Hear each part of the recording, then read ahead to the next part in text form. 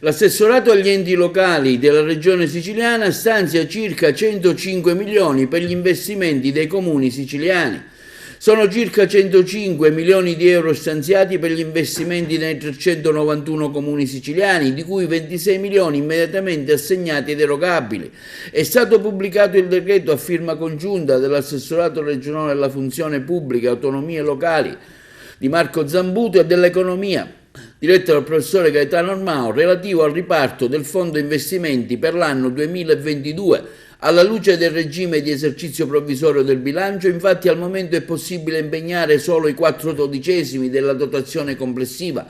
Soltanto in seguito all'approvazione del bilancio per il triennio 2022-2024 si potrà così provvedere alle successive assegnazioni ed erogazioni, tenendo conto della spesa autorizzata in sede di manovra finanziaria.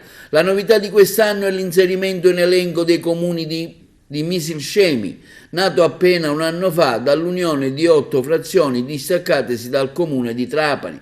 È un contributo importante, afferma l'assessore agrigentino Marco Zambuto, specialmente adesso dopo quasi 2 anni di pandemia che hanno prodotto gravi difficoltà finanziarie a tutti gli enti locali.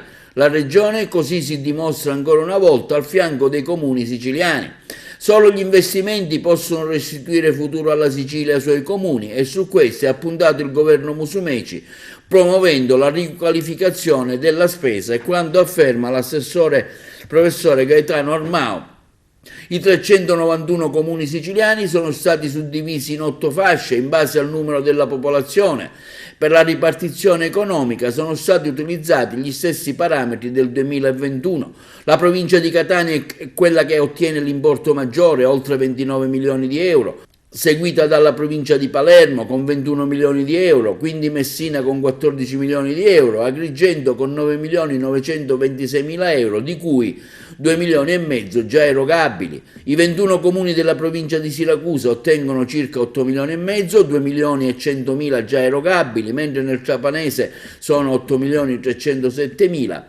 Chiudono la provincia di Ragusa con 7 milioni, Caltanissetta con 5 milioni e mezzo ed Enna con poco più di 5 milioni e mezzo, di cui già 1 milione e 3 assegnati ed erogabili.